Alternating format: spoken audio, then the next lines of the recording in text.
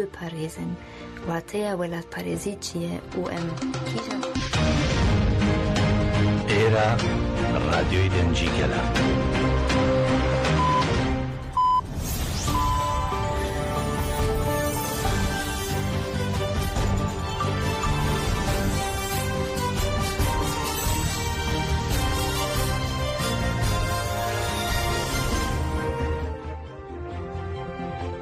ئەوەندی هەواڵەکانی ڕادیۆ دەنگی گەل بە یارمەتیا و کارانم گەشتی هەواڵەکانی ئەم کاتژمێرەتان پێشکەش دەکەین.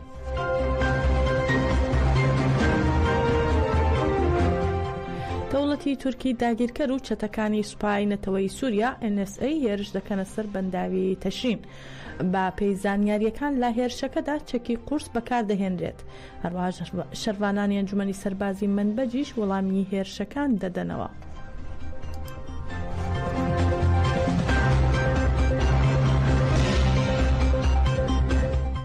سیستەمێکی ڕاداری سوپای تورکیا لە نزیک بەنداوی تەشرین تێکشکێنرا و شەروانان دەڵێن با فڕۆکەی بێفڕۆکەوانی خۆکوژی بووە. ناوەندی ڕاگەاندنی هێزەکانی سووریای دیموکراتیک گرتەیەکی ڤیدیۆیی کردنە ئامانجی سیستەمێکی ڕاداری سوپای تورکیایان بڵاو کردوێتەوە کە دوێنە بەیانی لە دەوروبەری بەنداوی تەشرین با فڕۆکەی بێفڕۆکەوانی خۆکوژی تێکیان شکاندووە. ئاماژە بەوەش کراوە سیستەمەکە جێگیر کرابوو لە چوارچێوەی ئامادەکاریەکان بۆ هێرشکردنە سەر هێزەکانی ئەنجومەنی سەربازی منبەج.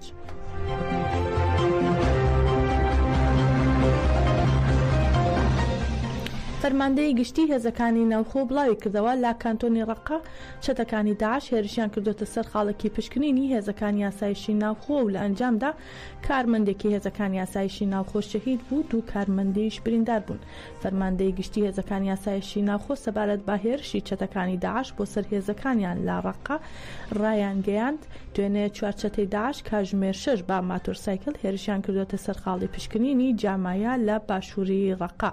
هەروەها ئاماژە بەوەش کراوە لە هێرشەکەدا ئەندامێکی هێزەکانی ئاسایشی ناوخۆ شەهید بوو و دوو ئەندامی دیکەش بریندار بوون. هاوکات بەهۆی هێرشەکەەوە هاوڵاتێکی مەدەنیش بریندار بووە.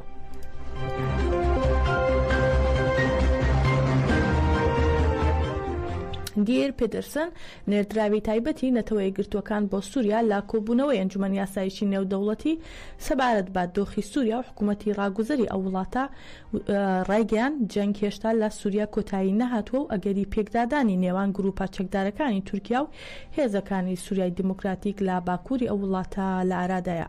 هەروەها پیدرسن ئاماژەی بەوەش کردووە لە ئەگەری ڕوودانی دۆخێکی لەو جۆرە دەرەنجامەکانی وێرانکەر دەبێت.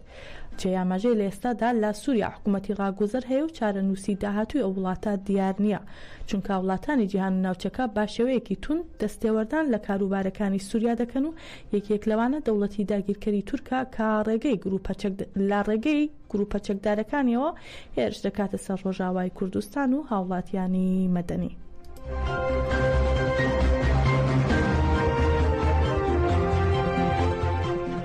دوای ڕوخانی ڕژێمی سووریا و کۆنتڕۆڵکردنی وڵاتی سووریا لەلایەن گروپە چەکدارەکانی سووریاوە ئەمڕۆ یەکەم گەشتی ناوخۆی لا فڕۆکەخانەی نێودەوڵەتی دیمەشق بۆ شاری حەلەب دەستی پێکرد. میدیاکانی سووریا ڕایانگەیاند دوای ئەوەی سەرجەم ئامادەکاریەکان تەواو کرا ئەمڕۆ یەکەم گەشتی ناوخۆی لا فڕۆکەخانەی نێودەوڵەتی دیمەشق بۆ شاری حەلەب دەستی پێکردووە. ئاماژەیان بۆش کردووە دوای ڕوخانی ڕژێمی سووریا و کۆنتڕۆڵکردنی وڵاتەکە لەلایەن گروپە چەکدارەکانی سووریاوە ئەمە یەکەمین گەشتی فڕۆکەخانەیە. پێشتر بەهادین شەرم وەزیری گواستنەوەی سووریا ڕایگەیاند بوو داوایان لە تەواوی فەرمانبەرانی فڕۆکەخانەکانی دیمەشق کردووە بگەڕێنەوە سەر کارەکانیان.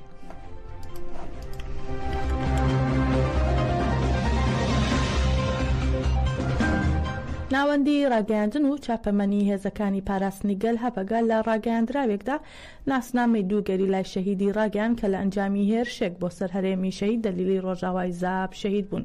هەپەگە لە سەرەتای ڕاگەیاندراوەکەیدا ئاماژەی بەوە کرد لە 1 تەشرینی دووەمی ساڵی 2024 لە هەرێمی شەهید دەلیلی ڕۆژاوای زاب لە ئەنجامی هێرشی دەوڵەتی تورکی داگیرکەر هاوڕێیانمان دڵژین و پیران شەهید بوون.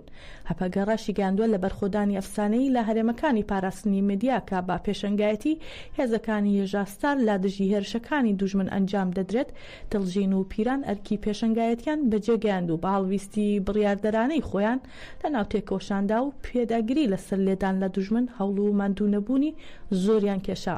لا درێژەی ڕاگەیاندراوەکەدا باس لەوە کراوە دڵژین و پیران کە دەیانزانی هێرشەکانی دوژمن لە هەمان کاتدا بۆ پاکتاوکردنی تێکۆشانی ئازادی ژنە بۆ پارێزگاری لەو دەستکەوتانەی باڕەنج هەوڵدان و قوربانیدانی گەورەی هەزاران شەهیدی ژن ئافرێنراون با گیانبازی تێکۆشانیان کرد. هەپەگال لە کۆتاییدا دەڵێت سەرخۆشی لە گەل و گەلی وڵات پارێزمان لە چلێ مەخمور و تەواوی کوردستان و بە تایبەتی لا بنەماڵی بە نرخی دڵژین و پیران دەکەین. هەپەگە ناسنامی ئەو شەهیدانەی بەم شێوەیە خستووە تا ڕوو. زەینەب دەمیر ئۆغڵو بە ناسناوی دڵژین بێلاتی لە جۆلەمێرگ لەدایک بووە و لە 1 تشرینی 2024 لە زاب شەهید بووە. هەروەها چیمەن ئاڵتورک بە ناسناوی پیران سوەیدا لە مەخمور لەدایک بووە و لە 1 تشرینی 2024 لە زاب شەهید بووە.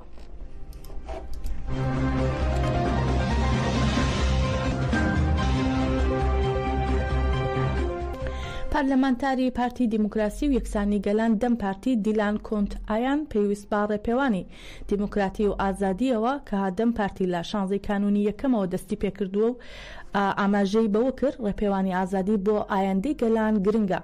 هەروەها وتیشی بۆ چارەسەرکردنی قەیرانەکانی ڕۆژهەڵاتی ناوەڕاست جگەل لە چارەسەریەکی دیموکراتیک هیچ شتێکی دیکە نییە. دیلان کۆنت ئایان وتیشی لە ئێستادا سەر لە نوێ دیزایانی ناوچەکە دەکرێتەوە گەر هەمان نزیکایەتی نەتەوەپەرستی بەرامبەر بە پرسەکان بگیرێتە بەر هیچ کات چارەسەری نایەتە ئاراوە. لە بەردەوامیدا ئایان جەختی لەوە کردەوە دەبێت دەسەڵاتداری فاشیستی ئاکەپە مەهەپە بە شێوەیەکی ڕوون ئامانجەکانی دیاری بکات و چارەسەرێکی دیموکراتیکانە دەرفەتێکی مێژوویە بۆ دەسەڵاتداری. هەروەها ئایان باسی لە دەرفەتی قۆناغی هاتنە ئارای پرۆسەی چارەسەری کرد و ڕخنەی لەوە گر کە چارەسەری بە سەرکوتکردنی لایەنێک و بەردەوامیدان بە گۆشەگیری نایەتە ئاراوە و وتیشی دەبێت دەسەڵاتداری لە نیازەکانی ڕوون بێت و جەختیشی کردەوە چارەسەری پرسی کورد لە ڕێگەی بە مخاتەبگرتنی بەڕێز ئۆجەلان دێتە ئاراوە و وتیشی کورد لە ئێستادا گەلێکی ڕێکراوە لە هەموو جێگەیەک ئازادی بەڕێز ئۆجەلان بە بنەما دەگرێت. لەمڕۆدا چارەسەری دیموکراتیک دەرفەتێکی مێژوویە بۆ دەسەڵاتداری و ئایندەی گەلانی تورکیا. هەروەها لە کۆتاییدا پارلەمانتاری دەمپارتی دیلان ئایان ئاماژەی بەوەدا وەک دەمپارتی لەگەڵ ئاشتیدان و ڕێپێوانی ئازادیان لەو پێناوەدا دەست پێ کردووە و بۆیە بانگەوازی لە هەمووان کرد بۆ بەشداربوون لەو ڕێپێوانانەدا.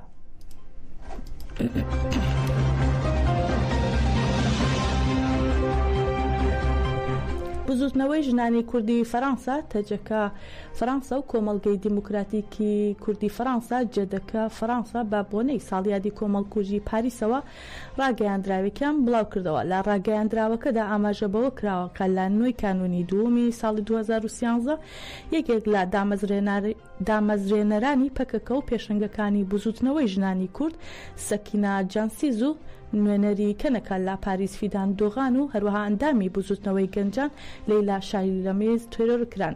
لە ڕاگەیاندراوەکەدا هەروەها ئاماژە بەوە کراوە لە نوێی کانونی دووەمی 2013ەوە بە شێوەیەکی یاسایی بۆ ڕوونکردنەوەی ئەو کۆمەڵکوژیانە درێژە بە کار و چالاکیەکانمان داوە.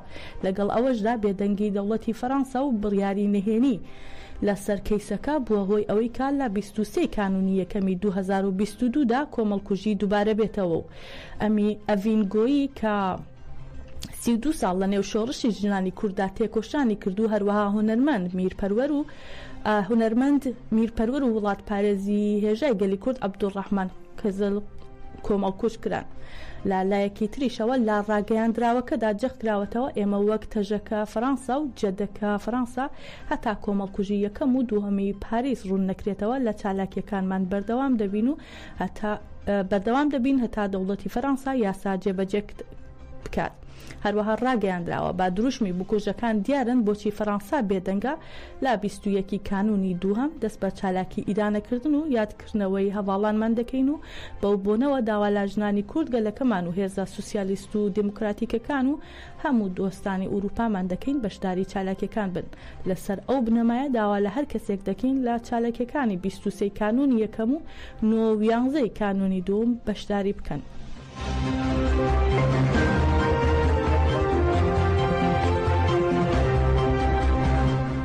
باپێی ئاژانسی هەواڵی ئانەفەل لە 14 کانونی یەکەم لە شاری هەولێری باشووری کوردستان میت پاراستن و ئەنەکەسا کۆبوونەوەیەکی هاوبەشیان ئەنجام داوە و بەپێی زانیاریەکان کۆبوونەوە کاسێک کاژمێری خایاندووە. لە کۆبوونەوەکەدا بڕیاردراکە ئەنەکەسە بەشداری یەکگرتووی کورد لە ڕۆژاوە نەبێت.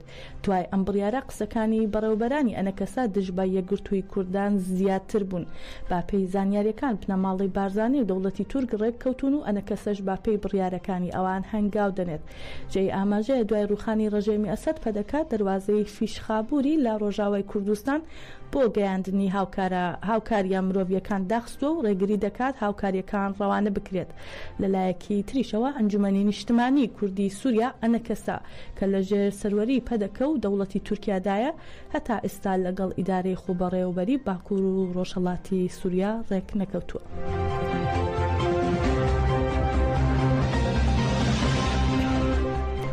ڕێکەوت ئیسماعیل شرۆڤەکاری سیاسی لە باشووری کوردستان هەڵسەنگاندن بۆ دۆخی ئێستای ڕۆژهەڵاتی ناوەڕاست و بەردەوامی گۆشەگیری سەر ڕێبەری گەلی کورد عەبدوڵڵا ئۆجەلان هاوکات دۆخی سووریا و حکوومەتی ڕاگوزەر دەکات و دەڵێت بەرخۆدانی ڕێبەر ئۆجەلان و تەفگەری ئازادی پەکەکە وای لە دەوڵەتی تورکیا و باخچەلی و مەهەپەییەکان کرد بۆ دوجار لە مێژووی خۆیاندا پیاڵە ژەهرەکەیان خواردەوە و دانبابوونی کوردیان نا.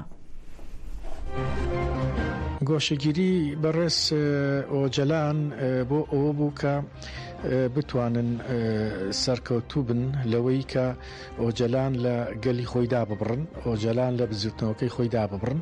بەڵام بێگومان ئەو بەرخودانە گەورەی کە بەڕێز ئۆجەلان لە زیندانە پیشانی داوە ئەو نەخشەیەی فەشەل پێهێناوە. بە تایبەتیش فەشەلی پێهێنا ئەوەیە کە ئێمە دەبینین دەوڵەتی تورکیا بە تایبەتی دەوڵەت باخچەلی و مەهەپەییەکان بۆ دوجار لە مێژووی خۆیاندا پیاڵە زەهرەکان خواردەوە و دانیان بەبوونی کوردانا و ڕایانگەیان کە ئەوان برای گەلی کوردن، ڕایانگەیان کە ئەوان پیان خۆشە بەڕێز ئۆجەلان لە ناو ئەم ڕووداوانەی خۆرەڵاتی ناوەڕاستە قسێکی خۆی هەبێ.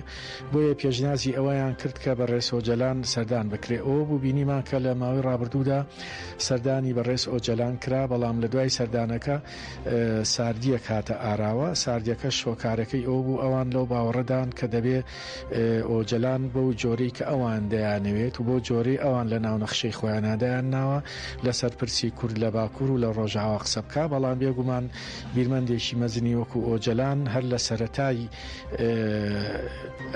نوێنەرایەتیکردنی ئەو پرسەوە بیر و باوەڕی ئاشکرا بووە. وریشا مرادی و پەخشان عەزیزی دوو ژنە زیندانی سیاسی کورد کە لە زیندانەکانی ئێران بەند کراون و بە بەرخۆدانیان بوونە هێمای خۆڕاگری بۆ ژنانی کورد و گەلانی دیکە لەسەر ئاستی ناوخۆ و دەرەوە پشتیوانیەکان لەو دوو ژنە زیندانیە سیاسیە تا دێت زیاتر دەبێت.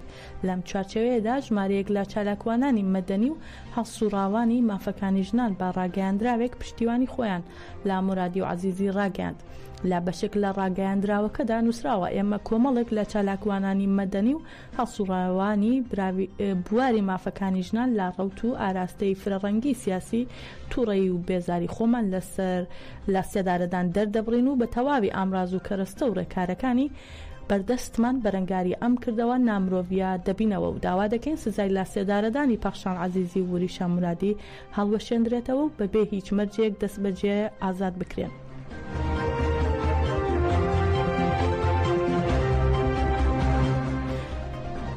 هەواڵەکانمان پێشکەشکردن بمێنن لە خێر و خۆشیدا.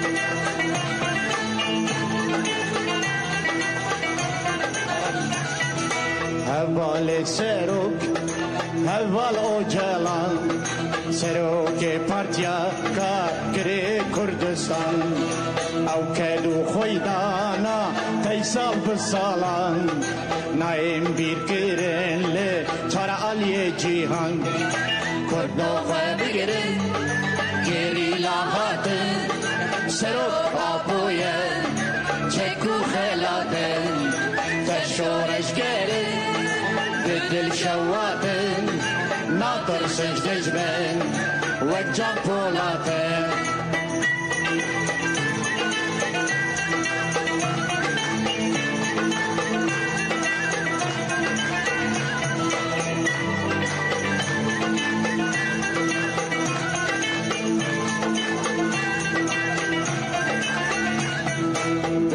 هر بجی سرک و جلان تو بنابو دنگیل چرا علی جیهان قلب تشابو رابو سرلنگان دوزو ما في قل جوان راكر عيام كدنو فبقرن قري لهاتن سرك ابوين چكو خلاتن تشورش قرن بدل شواتن ناطر سجدش بن وجان پولاتن